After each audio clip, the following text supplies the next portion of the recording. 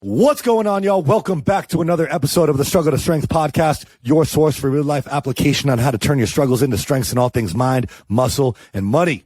I am your host, Josh Levine, and I'm joined here by my longtime friend and my co-host, Travis Hatch. And today, we have Lily Walford from Love with Intelligence. She's an international dating coach, a behavioral profiler, a life coach, a master of NLP. She specializes in relationships and human behavior.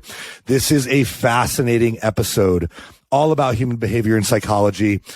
We talk about the three most important things she's learned about people, how to identify you and your partner's love languages. We talk about the 4 C's of a healthy relationship, and we answer some listener questions. Y'all, this is broken down very, very simple and easy to understand. But even people like Travis, who are more well-educated in human behavior and psychology, can learn a lot from this episode. So I highly recommend y'all stay tuned. It is just fascinating to me. Like, I love the human brain. Before we get into it, we ask that, of course, if you love this episode, please give us 5 stars on Apple or a follow on Spotify. Share us on your socials. You can find me at Josh Levine Fitness, Travis at Travis Hawks Media. Links are in the show notes. And that's it. Just stay tuned for an absolutely fascinating episode on human behavior, psychology, and relationships as we bring you Lily Walford.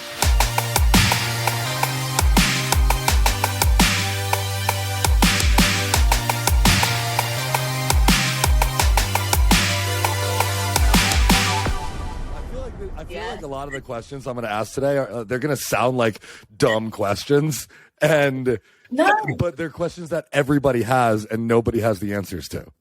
There's no dumb questions. No, that's the way I love all this stuff. Yeah, I hope you have the answers to the questions. Yes. So the majority of my clients will actually meet the one within 12 weeks. Oh, no wow. way. So I've had people.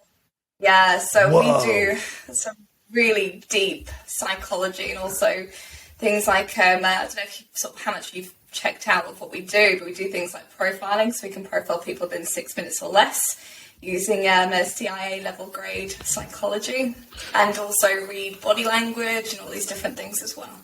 Whoa. Okay. This is going to be a fascinating podcast. All right. Yeah. All right. Cool. Let's get into it. let's get into it.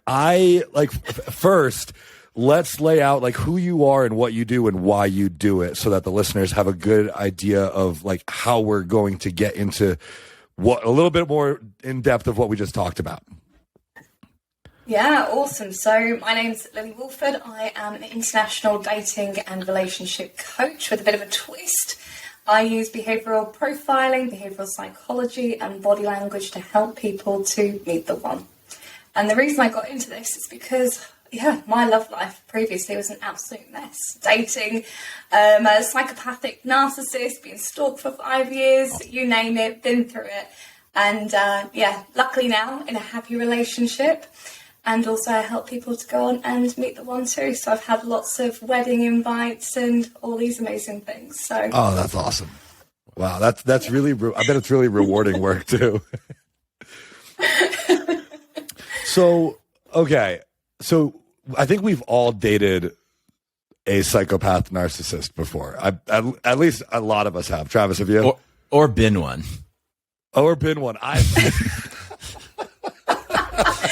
It's definitely a buzzword. Maybe we can go into a little bit of like what an actual narcissist or a psychopath is.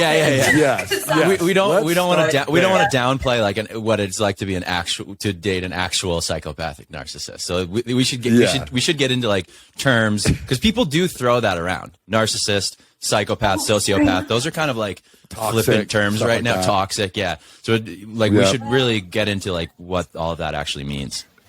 Yeah, what does each of these terms mean? Let's see that.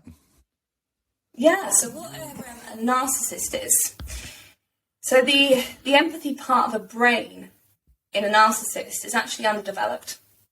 So the way they actually see people, and it's a disorder, so this is something that can't be fixed within this person. So the way they see people is like resources. They go, okay, how can I use you? A little bit like a pen. How can I use this pen? How can I use this person? So there tends to be a lot of manipulation, and these people tend to be, like cult leaders. They tend to be either high up in management. They tend to love power. And then you've got the extra layer, which is psychopaths. So you usually have a psychopathic narcissist. Basically, same thing where the empathy isn't there and it's underdeveloped. but they don't listen to rules. So anything to do with like the law or anything like that, they think they're beyond it.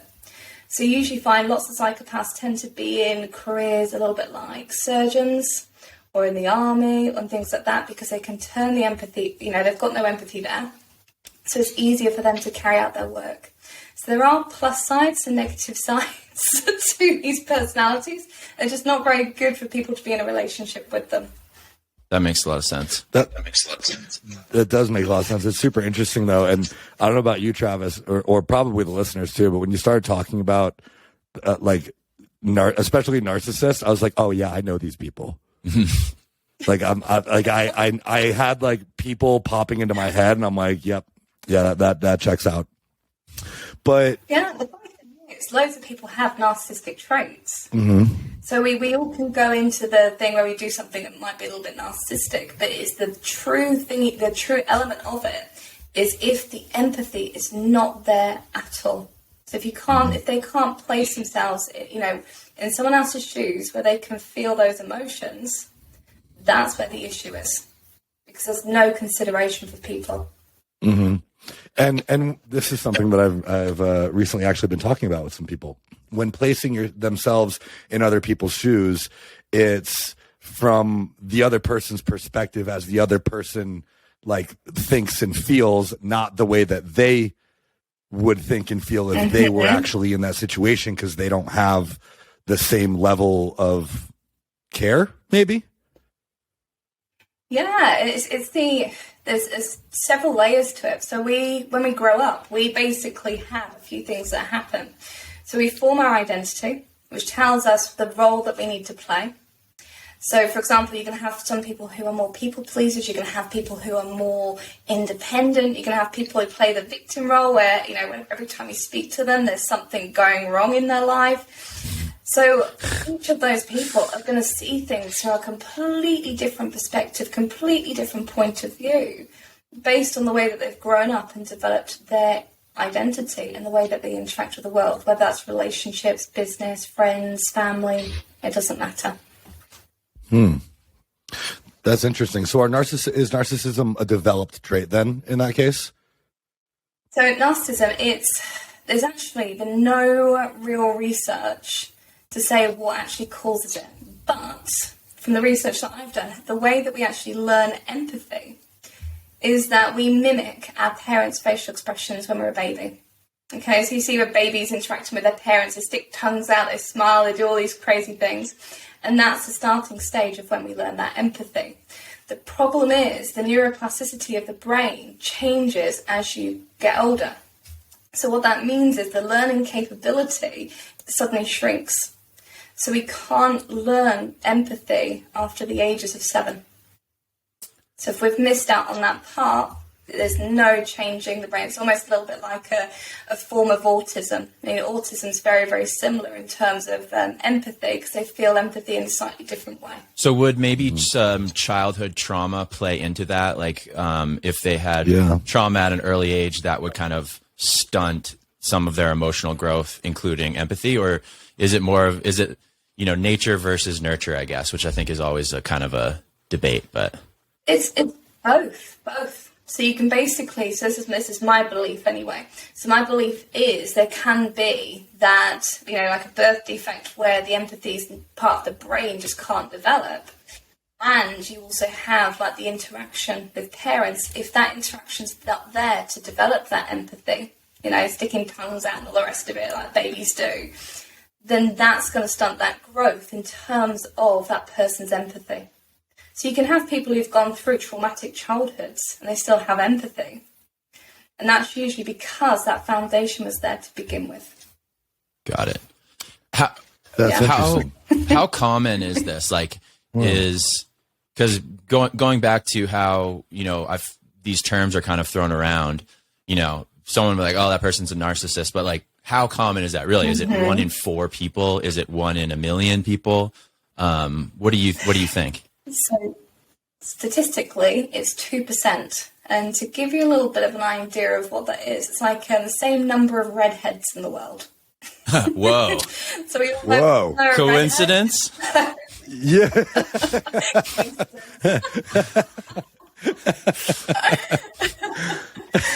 Yeah, no comment. Wow. So that's a very small percentage.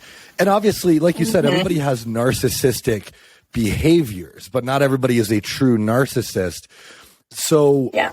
I guess my question is, like, narcissists, like you said, they tend to be cult leaders. They tend to be very manipulative. They love power. And so they find themselves in positions of power. So how can you quickly identify someone's narcissistic behavior as dangerous and GTFO? Love this. Yes, because it's so important. Few things. So one of the main things I get people to look at, because you can tell if someone's either narcissistic or they lack general empathy from a dating profile. So you can literally see it from photos. And what I'd be looking for is a selection of photos, and you'd be looking at the emotional range of that person. So if you've got someone who can literally just has like a mugshot kind of photo, like a face throughout their dating profile, that will indicate that that person has a low level of empathy, which could hint to that person being a narcissist. The other thing that you can find as well is that they really struggle with the word no. So, for example, if you said, okay, I can't go out on Friday night at 6, they will still push for it. Or if you suggest something, they will have to push their power in some sort of way to change or modify what you've just said to suit them. So a little tiny example here. I had someone reach out to me saying they wanted to talk to me, to book a call with me. I sent them a link for them to go ahead and book a call. They said, no, I want to speak now. Here's my number. And it's basically them pushing pushing that power to see, or pushing those boundaries to see how they can get that little bit of control over that person in the beginning stages. That makes sense. Yeah. Which is like, I think, those are probably things that maybe even more than 2% of the population do, you know what I mean, from time to time. So but from your perspective, like, you're looking for how people can, date more effectively and safely. So it's like, these are kind of red flags that to look out for. They might not all be, maybe someone's having a bad day, but it's like, what you're looking for is consistency. Yeah. So you're looking for that consistent behavior, because with narcissists, they don't turn suddenly go, oh, I'm going to switch it on and off again. Right. This is literally consistent behavior that you will carry on seeing. So the another one that's absolutely great that not many people know about, how he sort of explained how people learn empathy is through those facial expressions. Well, if you're telling someone a really sad story, one of the things that you'd be looking for, even at your happy story, you'd be looking for the empathy in that person within their face. So you think if someone goes, oh, I've just had a promotion, great, everyone's smiling, everyone's happy, that's involved in that conversation. But there's a thing that we can look for as well, because narcissists can actually learn to mimic certain behaviours, but there's a way to find out if an emotion is authentic or not. And it's really, really simple. So we've all been in those situations where we've had a friend, who we don't really like, who's part of our social circles. They look over and they smile at you. So you look back, you smile, they suddenly turn their head and your face just drops. It's almost like, great, they've stopped looking, you're not smiling at them anymore. And that's a way if we can find if that emotion that they're sharing with you is genuine or not. Is whether it gradually fades off the face, or whether it's something changes and the conversation goes in a completely different angle. Right. So kind of keeping an eye on their body language after the initial response. Interesting. Yeah. What are there other like common determining, characteristics? Yeah, so it's looking at things that it's just the best ways to sort of tell is if there's that genuine empathy there. Yeah. So genuine empathy, if we can see that there, the empathy will slowly, the emotion that is shown on their face will just gradually leave the face if it's genuine. If it's not, a little bit like the friend situation. Let's say you have a friend suddenly looking over you don't really like, they smile at you, smile back, they suddenly look away and you're like, thank God for that, it's gone. It's when we suddenly drop that emotion straight off that we know that that's an inauthentic emotion. Mm-hmm. Interesting. Yeah, I feel like I'm going to be paying attention to people a lot more. So, you can't unsee. Yeah, that's what I'm thinking. Have you always been very astute in like the observation of people's interactions and whatnot? Or was this something that you, because of your dating history, wanted to learn more about? Well, the funny thing is, my background originally was in accounting. Really? So something completely different. Yeah, completely different.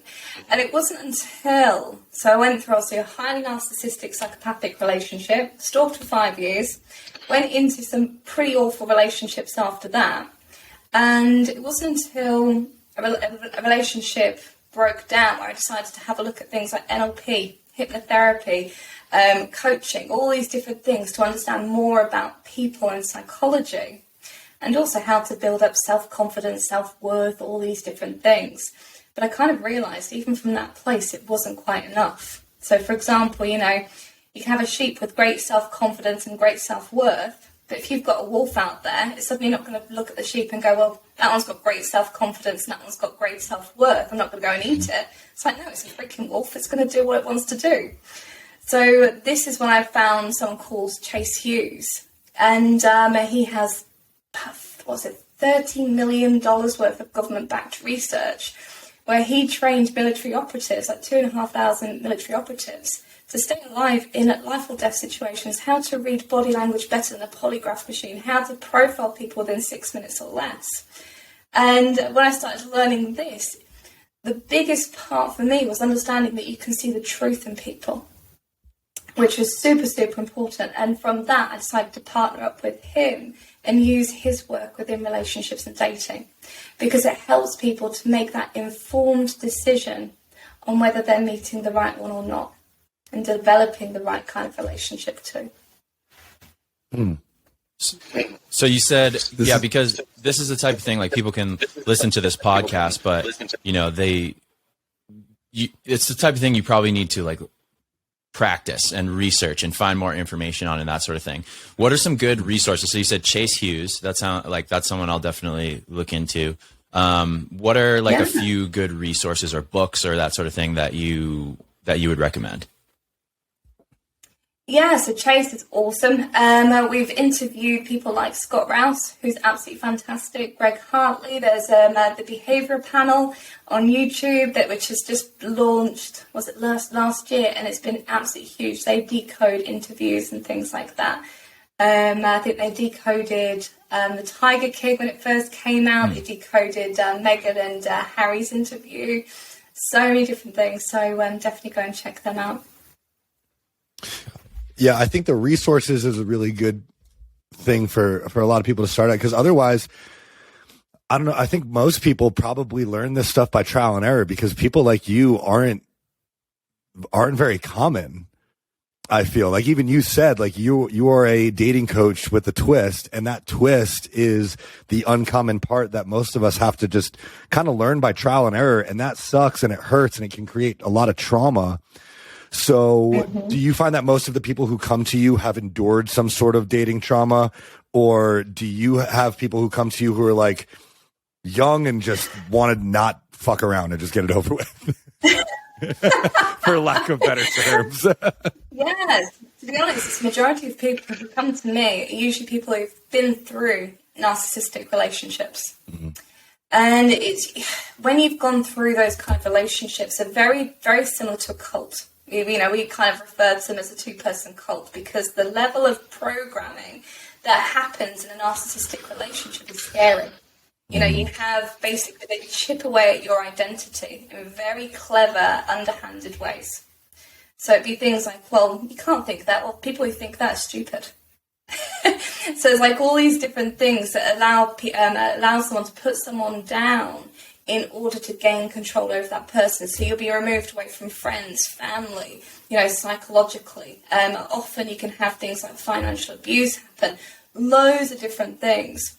So, usually I work with people who've had that kind of background to help them to learn how to trust the right ones again, so not put in those relationships, and also to heal. I mean, I've had, people who have gone on to meet the right one within 3 weeks. I've had people who've worked with me who've come off antidepressants for the first time in 20 years of being on them constantly.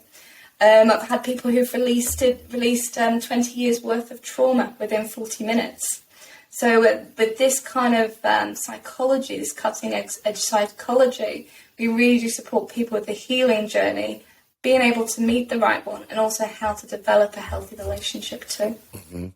And I think that healing portion is really important, because a lot of the trauma that we've endured in our past relationships are what keep us from engaging in meaningful and fulfilling relationships, right? So how hard is it for a lot of these people to be able to trust someone again? And like 3 weeks and 12 weeks and some of the time periods that you're throwing out that are how quickly people will find the one, that's an extremely short amount of time. Like to go from a toxic and emotionally abusive, it sounds like, relationship until and then moving into being able to trust somebody fully with your complete self. How does that happen so fast? A lot of research, a lot of So we've even launched a program as well where we actually guarantee that someone can meet someone within 6 months or less. So we are so freaking proud of what we've achieved so far. But the most important part for people with their journey, because I know you talked a lot about relationship trauma. The funny thing is, it doesn't start there. It starts at childhood. And even if you've had the best childhood in the world, the best parents, it doesn't matter. Because from that stage of your childhood, you have been taught how to give and receive love. And that's the thing that develops our patterns in every single context, whether it's work, whether it's relationships, whether it's family. So, for example, if you've got someone who's always been taught to please people in order to get love, well, guess what? They're going to be the people who really struggle to say no to their friends. They're going to be the people that really struggle to leave work on time. They're going to be the people that constantly give in relationships and often feel resentful at the end of it because they've been taken for granted. Or you have people who are highly independent and they've been praised for being crazily independent as a child. So they tend to be less emotional and tend to be very, very, work alone within work, probably not many friends, and going into relationships where they're not really connecting with their partner. So we get to taught these patterns from such an early age, which really, really influences every single part of our life. It even influences how successful we're going to be as adults as well. That makes a lot of sense. And personally, even, looking back on my childhood and the things that I've typically struggled with in my relationships, like that, it does connect. And so being in these toxic or unfulfilling relationships or emotionally abusive relationships, am I right in thinking that those kind of just like bring those past traumas to the surface and highlight them where they become very apparent? And that's the struggle? Yeah. Mm-hmm. Yeah, so basically, like I was saying about narcissists at the very beginning, that so with bad relationships, we often get taught, narcissists, they tend to know how to use people like a resource. Mm-hmm. It's almost like, okay, you press this button, you get this result. It's very similar to people. You say this thing, you get this result. Mm-hmm. So when you've got someone, for example, let's say you've got a people pleaser. If you've got someone who's constantly looking to please someone, well, that's how that can be used by someone who's either manipulative or, someone who's narcissistic. If you loved me enough, you'd do this for me. This kind of language would be enough for them to be able to, get lost in that kind of relationship. Mm-hmm.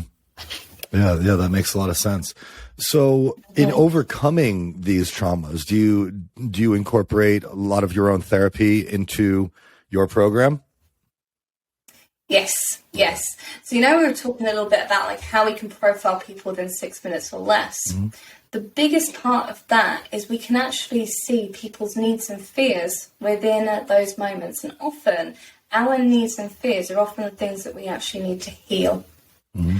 Because what I tend to find the most with people is that they're either doing so much to avoid what they're afraid of, or they're looking for that external validation from people in order to feel good. Because we have this massive concept about feeling worthy of love. And people often feel the need to go and find love externally to them rather than being able to give it to themselves first. And that often has a huge impact on the type of relationships that you go to as well. So, for example, you have some people who love to be able to get approval. Oh, great job, great work, or whatever it might be. And that would be the thing that they'd be looking externally to fulfill their identity and feel, to feel worthy of being loved or whatever that might be. You might have someone who's terrified of being abandoned or being rejected. So they'll do everything to try and feel close to someone, or they'll do the rejecting first. So they're not the one that's being rejected. So it's finding out those needs and those fears. Because we can find them so quickly. For example, I was on a call with someone. Literally, it was a business call, funnily enough. And literally within a few minutes, I said to them, okay, you suffer with this. And they're like, wow, I've been through 3 therapy sessions for someone to get to the root cause of what's going on with me. Thank you. Wow. That's amazing. So yeah. So you're just constantly analyzing people. I can't wait for you to tell me about myself. This is exciting. but so my like when you find out these traits about people, mm-hmm. do you then match them with someone who will fulfill those traits in combination with working on the root cause of the trauma that they're suffering from those traits? No. So we'd actually do the healing first, and we actually don't match people. So what we do, which makes our results even freaking better of what we do, is we focus on compatibility. So when we actually have a look at someone, and we have a look at when they're in this whole place where they're healed and they're able to really understand themselves, we say, right, okay, what's important to you in terms of relationship? And we take them through this compatibility matrix. We've got a version of it on our website, which people can go ahead and check out. But these are the most important elements to a relationship for it to be long-lasting. Because often we find relationships don't last long if they're missing, any of these elements.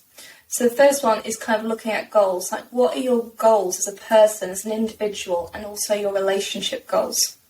Because if you've got someone who says, okay, I want to live in America, and the other one's going, I want to live in Australia, you've got this horrible, compromising situation. I hate the freaking word compromise in relationships. I don't believe it. So, I love that. That's a whole other story.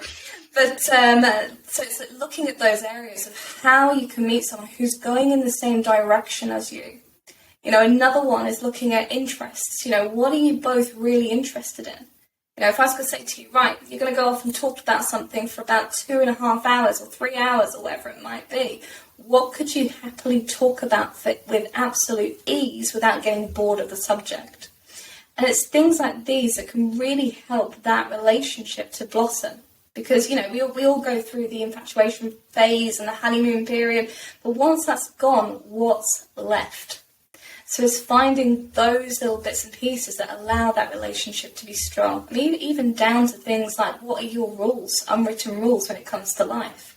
What do you prioritize? Is it work? Is it family? Is it manners? It's all these different things that are so important. So when we get a full understanding of those, when it comes from the compatibility matrix, we then start building a profile of someone. And that's when we turn around and say, right, where can you go and meet someone like that with ease? Is it online? Is it organically? I don't believe in the whole hanging out in bars either. I think that's another huge thing that people do that's wrong. But from there, you can find someone who's going to be more aligned with you, and you're going to meet them sooner because you're putting yourself in the right places. I mean, for example, with online dating, what most people don't understand with online dating is 51% of people on there are already in relationships. Wow. So you're already in a place, where it's like, well, this isn't going to work. You've got more filtering out to go ahead and do to meet the right person. Mm-hmm. So it's literally just taking out a lot of the guesswork when it comes to meeting the right one. So this is really interesting. So you don't actually match people; you just help them find themselves in situations where they might meet someone that they are a match with. Yeah, it's helping people to get to the right place where they can actually enjoy a relationship, in a healthy way. Meet someone who's compatible and put them in the right places where they can go ahead and meet them. That feels aligned to them as well, which is super, super important. And then the other thing is actually, how do you build a healthy relationship? And that's something that we go into as well. And one of the most important concepts of building a healthy relationship is something that I created called the 4 C's. And that's literally compatibility, which we've kind of touched upon. We've got communication, which is obvious. If you don't communicate, you haven't got a relationship. Consideration. And the last one is collaboration. And this is why I hate compromise, because compromise, someone always loses out. And I don't believe in that at all. If you've got that, you're going to resent your partner, you're going to hate them in the end, it's going to be rubbish. But with collaboration, you need 2 people who are accountable for their emotions, their happiness, their words, their actions, their life, all these different things. And it's so, so important, because if you haven't got that in a relationship, you almost end up with a parent-child relationship. You have someone who's like codependent, and it can turn into this horrible dynamic, and the chemistry goes. But when you've got 2 equals who are responsible for each other, you respect each other more, you're able to build a relationship and collaborate together in a way that works best for both of you and the relationship. To me, that sounds like the definition of a team. Like, it should be a team, right? And in a team, you collaborate. You very rarely ever compromise. But yeah, you collaborate in order to get to where you want to be. And in this case, this is your life partner. That makes a lot of sense. And I like how concise it is. Now you currently are helping people who have been in toxic relationships or had traumatic relationship experiences. Do you ever have people who come to you who are in relationships that they're not sure they're happy with, just to get some data and feedback to be like, yeah, no, you're not compatible? I have had that before, yes. And there's a few things that are even really important with that. I've had, a client recently it looks like their partner might have undiagnosed Asperger's, and they're struggling in their relationship. So with Asperger's, for example, the empathy is very different. The emotional language is very different. And so it's then not saying that relationship's no good. It's understanding, okay, how can you get the best out of that relationship? And that's what people really struggle with as well. It's not about berating each other, criticizing each other, or anything like that. It's finding out how to work together that works well for both of you in that relationship. So if it feels good, great. If it feels bad, something needs to change and something needs to happen in order for that relationship to feel good again. Mm-hmm. And people can kind of like self-assess using even just these 4 C's to identify whether or not they're like truly enjoying the relationship that they're in. Are we compatible? Is there quality communication? Is it healthy communication? Are we considerate of one another, and do we collaborate? I think the communication piece, obviously the collaboration piece is something that I think probably lacks in a lot of relationships, like you mentioned. But the communication piece is really hard as well. A lot of people don't know how to communicate, myself included. Like, I'm still learning a lot about how to communicate. So how can people go about learning how to become better, more effective, more considerate, more empathetic communicators?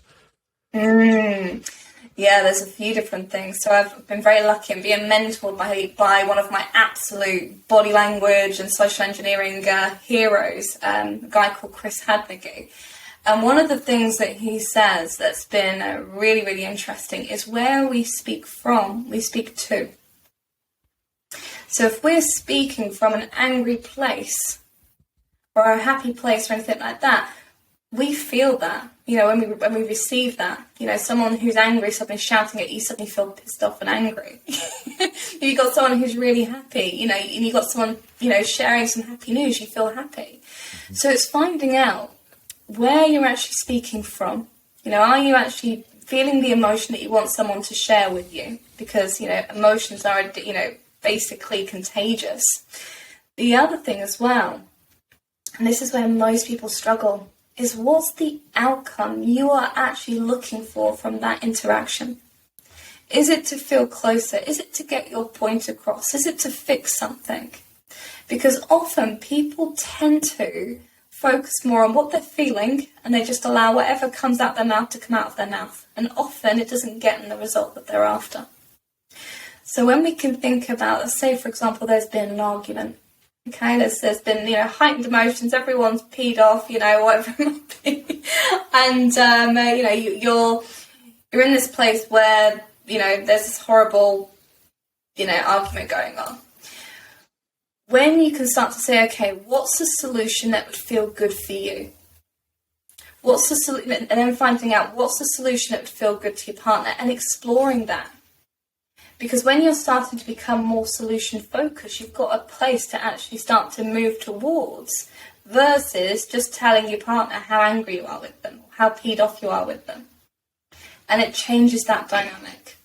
And the other thing is, this is another one of my mentors says to me, he says, in communication, it's not about you. It's about the other person.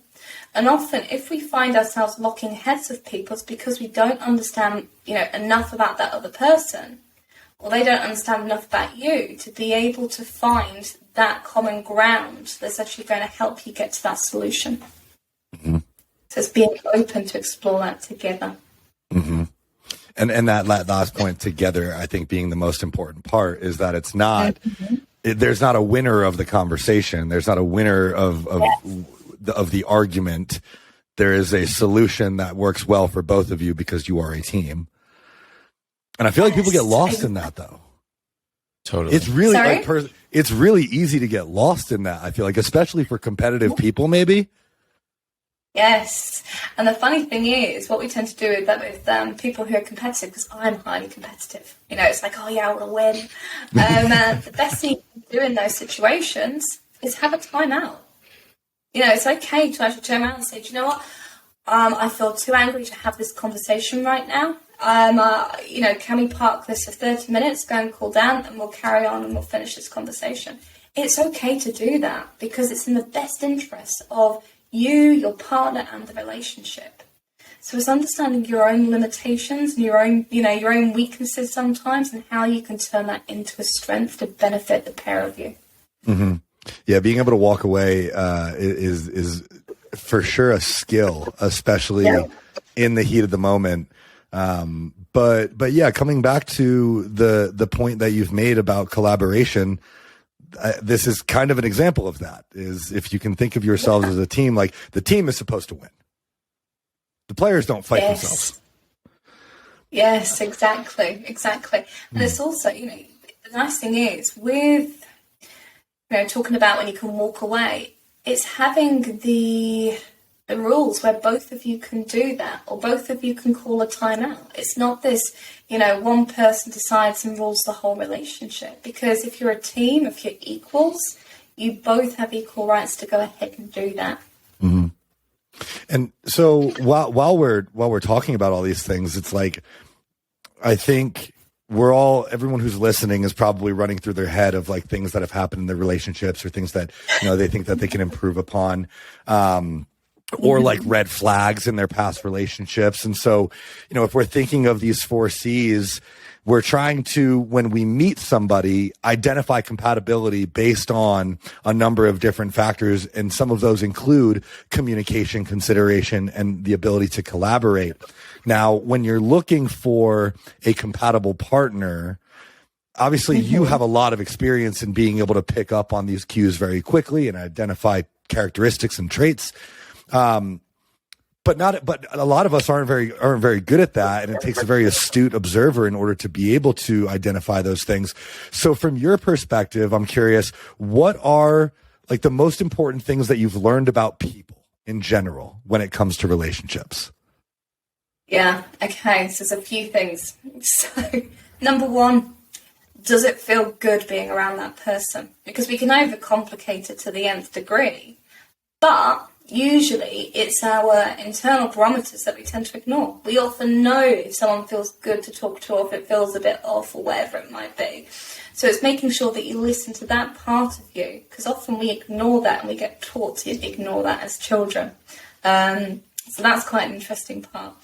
So the reason why we actually ignore that part as well is because when we're kids and we say to our parents, oh, I don't like that person, or, so-and-so gives me the creeps, often our parents would turn around to us at that age and go, oh, don't be silly, they're lovely. Now go off and play, or go off and say hello. And that's when we actually get taught to ignore something feeling off. And we say, oh, do you know what? Maybe it was just a bad date. I'll go and see them again and see what happens. And we start to ignore what we're feeling, emotionally inside, what's being triggered within us. So it's really important to be able to do that. The second one is understanding that person's level of emotional intelligence, because this will show you how this person can be considerate of you. Because if we don't have consideration, that's almost like trying to dance with a dance partner who's going to stamp all over your feet and not do anything about it. Because they don't have that spatial awareness to be able to say, okay, that person's foot's there, so I need to put my foot there instead. So it's really important to feel out whether that person has that emotional intelligence to really understand you at that level. And then the third one, there's a few different body language things that you can do to see if someone's genuinely really, really interested or not. And the first one is blink rate.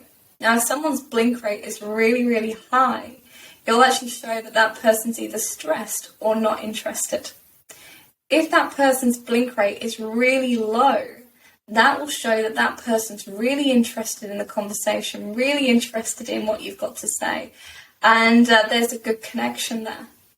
Another one is actually having a look at their hands as well. So if you're on a date and you're, at a table with a partner or a potential date or whatever it might be, have a look if their fingers are extended or not. So if their fingers are extended, that will actually show that that person is actually open and feeling comfortable with you.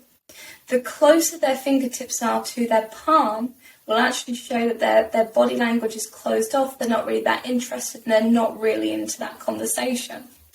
And another one, which is quite random, if you want to see if someone's attracted to you or not, you can tell this by nostril flares.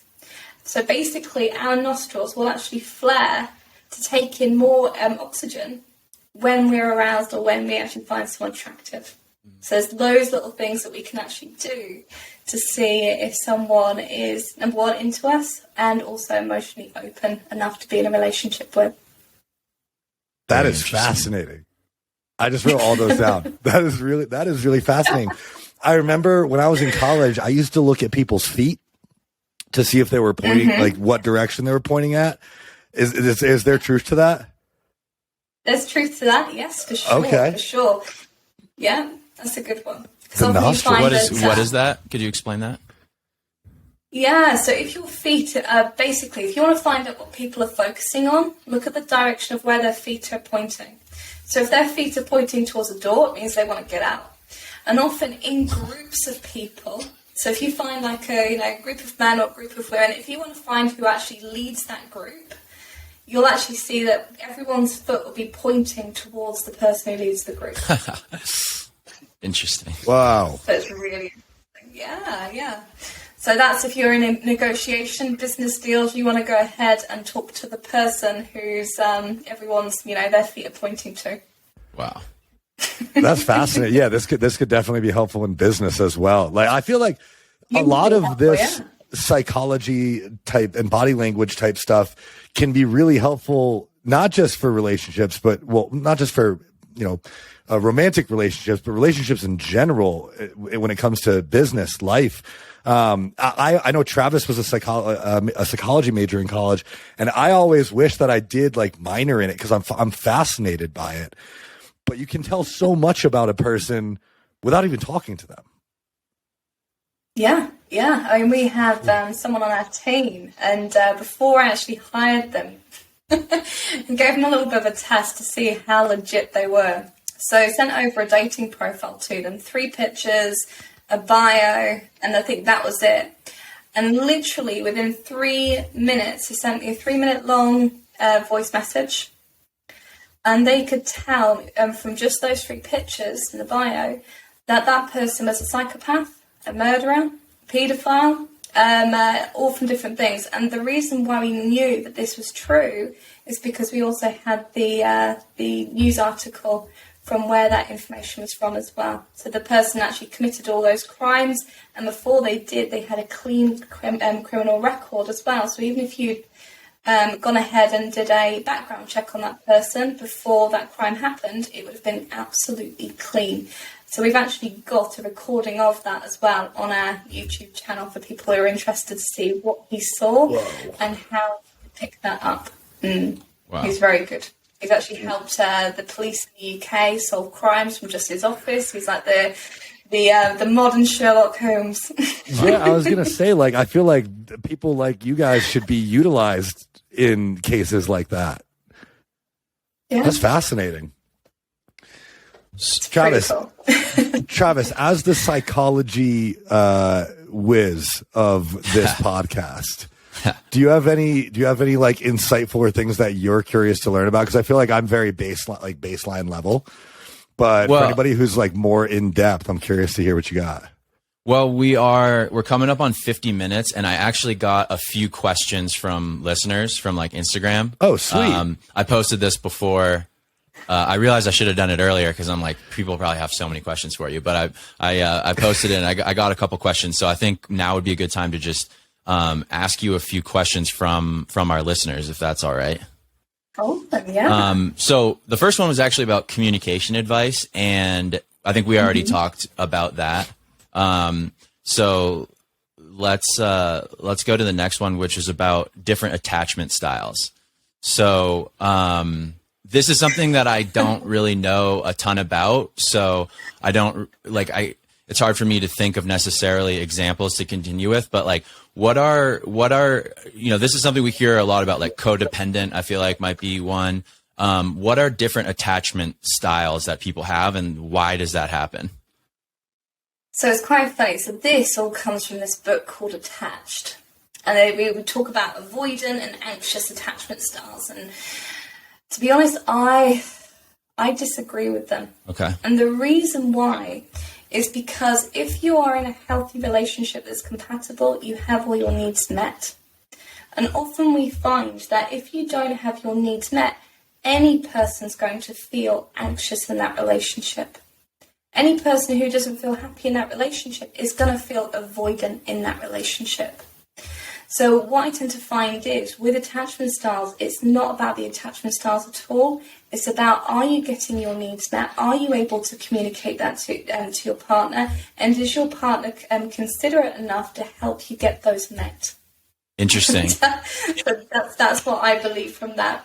So it's not to say that if you've got an anxious attachment style that you need to find a certain person, or if you've got an avoidant attachment style, there's something wrong with you. It's more about communicate, get your needs met, and you will feel happy and at ease within your relationship. So this kind of reminds me of what Josh does, because there's a lot of people like related to like the health and fitness industry. It's like, a lot of people jump to restricting calories, and they jump to maybe getting sick and getting medicine for it, instead of like learning how the body works, learning how to take care of yourself actually for life, like every day consistently, and working that into your lifestyle. And you're kind of like, that's something that you kind of do, which is like, instead of learning about attachment styles, like let's get you to understand people and understand how to find someone who fits well with you and build a healthy relationship with them using actual like trusted techniques and information. Yeah.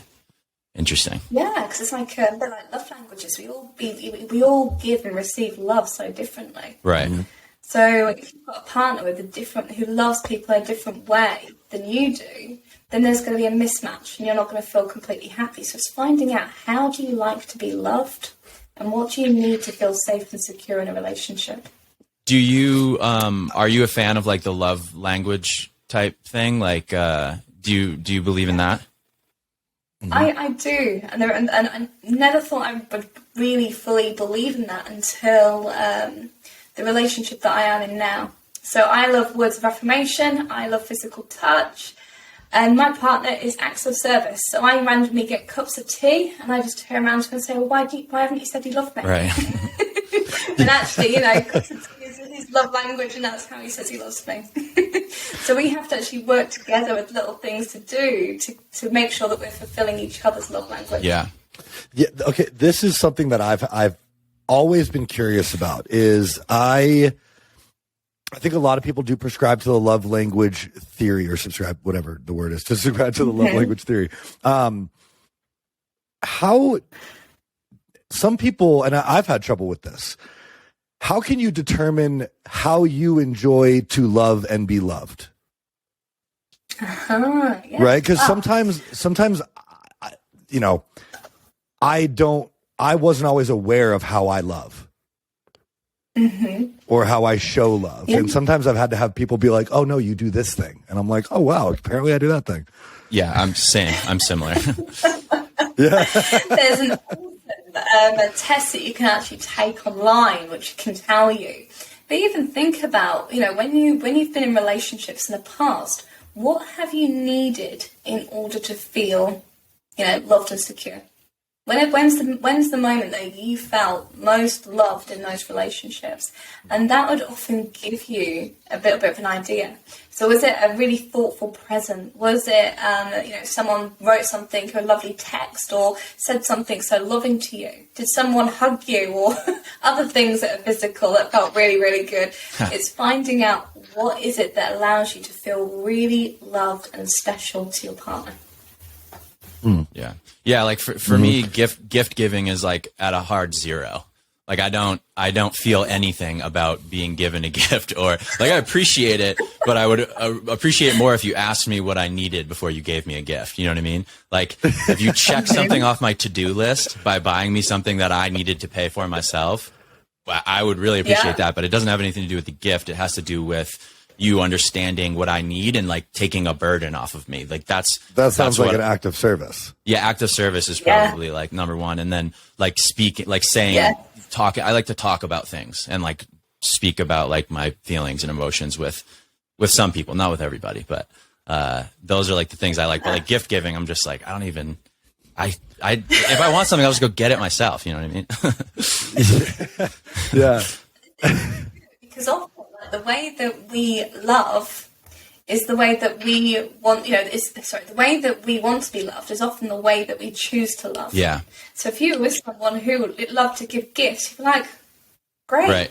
And there would be a clash. And they're looking for, they're looking for gifts, and then you're not giving that because you're like, why would you do that? That doesn't, you're that's like, stupid. Stupid.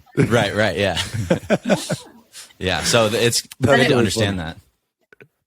Yeah, and then it's like finding a way of how to work it together in a way that feels good. Exactly. So, for example, who loves gifts? It's like, okay, cool. Go and do the weekly grocery shop, and go and put something nice in the trolley once a week. If you silly things like that, to be able to fulfill those needs. Yes. Yeah, that like learning how to operate with different love languages in a relationship can be challenging because, like Travis said, he's like, don't give me a gift. That's stupid. So if you're with someone who likes gift giving, you're like, all right, I need to add this to like my grocery list or something. And you're like, I think it's fucking stupid, but she likes it. So who cares? Yeah. Or like if they love gift giving and I love acts of service, like why don't you do the groceries and you can like buy something something like special every time or whatever and give it to me, fine. But then you're also taking the grocery shopping off my list, and now we're both very happy. Yeah, because at the same time, they would enjoy giving gifts to you, even though you don't like it. Right. And you would be able to be versa. like, okay, but this is how she expresses her love. So like, this is very nice. Like, I understand that. That doesn't really work for me, but I get the sentiment. Yeah. The thing is, most people don't know what their partner's love language is. Yeah. And they wonder why the relationship goes south. I mean, if I said to you, okay, how many of your ex-partners do you know what their love language was in those previous relationships? Mm-hmm. Yeah. Yeah. It's like that awareness piece. Is there paying attention to how they act and the things that they do will give you feedback on that. I mean, I was told a few weeks ago that my love language was acts of service, and it didn't, I never would have thought of that. But in this relationship, I suppose it is, because like, I don't know, I like doing things for people, I guess. But yeah, being able to pay attention, and like, if your partner doesn't know their love language, can you tell them what it is? The funny thing is, yes, if you literally just sit back and watch and look at the way that they choose to love you. So whether it's like I said, random cups of tea, whether it's words of affirmation, whether it's wanting to be close to you a lot of the time, finding out how they love will give you so much insight of how they love to be loved. Mm-hmm. And also, you can ask them. And asking. I was going to say that, and like asking. And there's also like the online test is like also, not necessarily going to be 100% accurate all the time, but it's like a good place to start as well. And I think what is that test? It's basically, if you go online, it's like the 5 love languages quiz or something like that. There'll be a few out there. Okay. I did that this past summer. I found out about it. But yeah, it goes back to like my point about the similarities almost between like what you do and what Josh does. Is it's like, a lot of people, I feel like, continuously end up in these loops of bad relationships, but they're not really like trying hard. They're just doing the exact same thing. They're not trying to figure out, they're not like putting the effort in. It's the same thing. It's like, if you're not happy with your body or your health, something about your health, but you haven't been trying to fix it, like, what do you think? How's that going to happen? Like, you do have to put the work in, which is, and that's another thing why the identity piece is so important, because often we find that there's a few different reasons why people don't put the effort in. And it's either that they don't see themselves as someone who's worthy, they don't see themselves as that person who can have, the great body or the great relationship or whatever it might be. And often it's usually because there's an element of childhood where they've been ridiculed or told off or anything like that when they've done something wrong.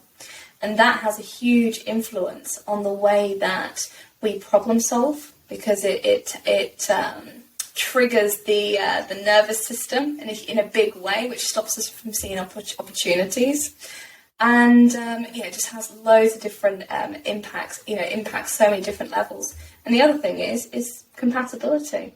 If something doesn't feel right to someone to go ahead and fix or to improve, there's often something wrong with the relationship or the way that they're viewing that relationship. Because often, we like to go towards things that feel good to us and it feels exciting. Mm-hmm. That actually kind of moves into, I have one last question that is similar to that. And it actually kind of, I feel like it relates well to Josh and I both. So it'll be a good one to ask, but I'm nervous.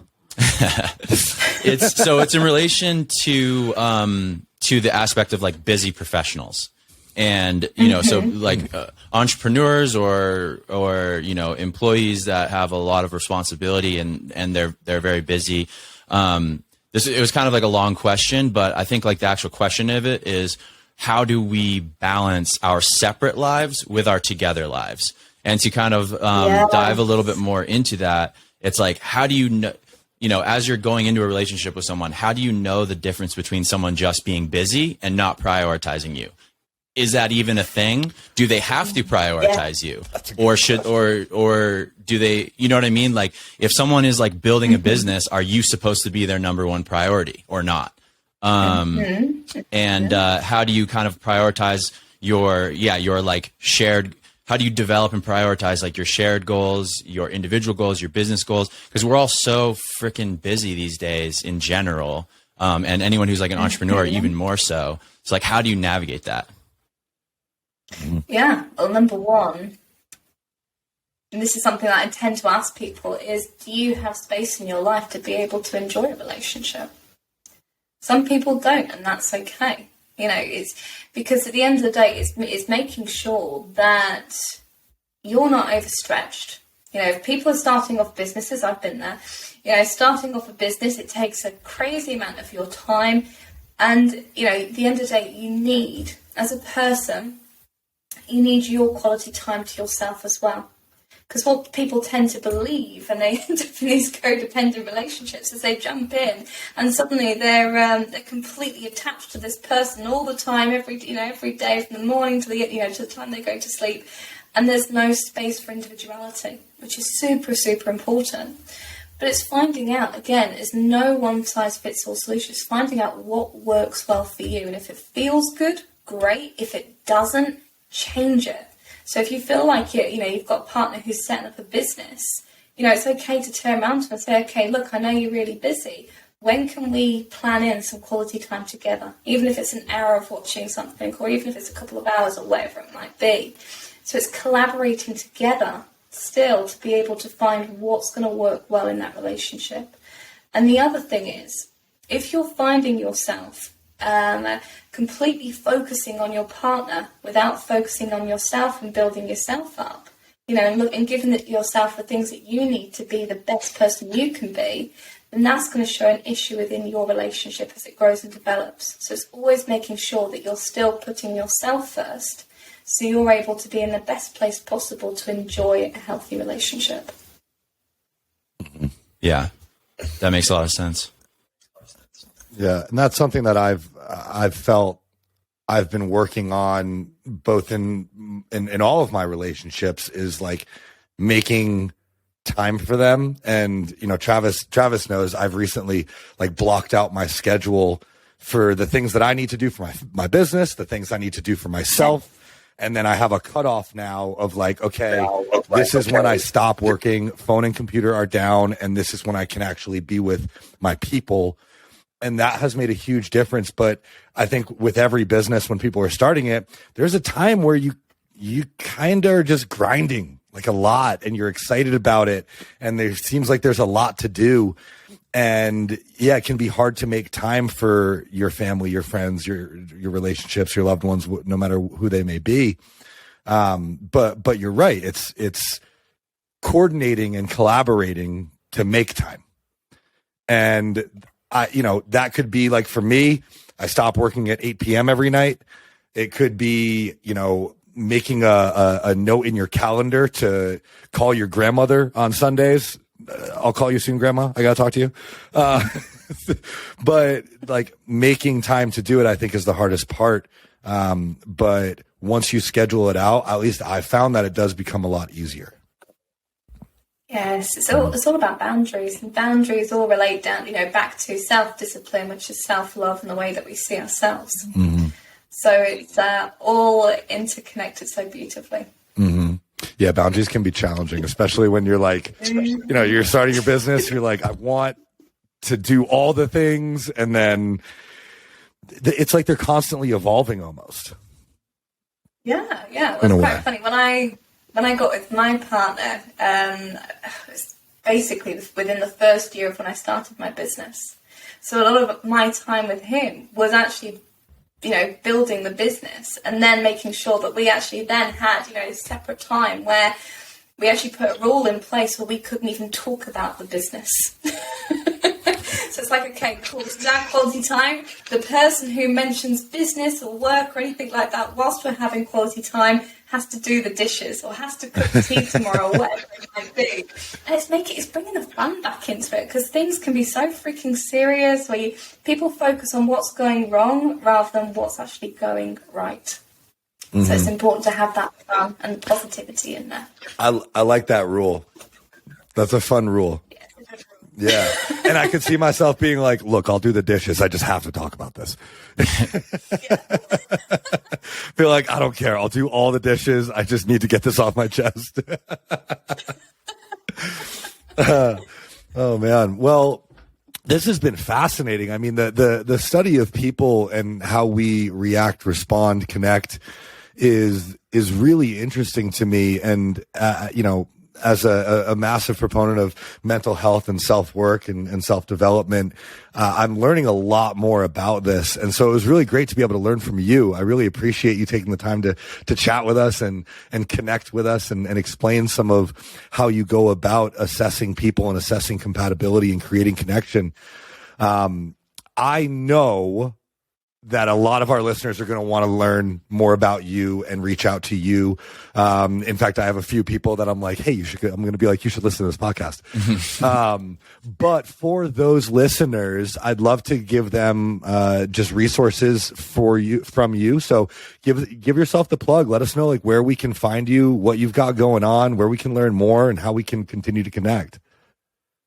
Yeah, thank you. So if you want to find out more, you can check out our website. That's lovewithintelligence.com. We have got a ton of resources. So we've got resources where you can heal from narcissists. You can go ahead and find out our Meet the One training. We've got the compatibility guide on there. We've got a whole host of training, even interviews from people who are very high up within the body language and profiling industries too. That's awesome. I'm definitely going to check it out because, like I said, this is really, really interesting. And, I think that it's valuable for a lot of people to learn. So, again, thank you so much. Really appreciate your time. We're going to continue to stay connected. I know because I'm probably going to want to pick your brain on some things and I'm going to check out your website. But to everybody who's stuck around and stayed for the end of this podcast, you now have a lot of great resources. And I thank you all for tuning in to another episode. We will see you all next week.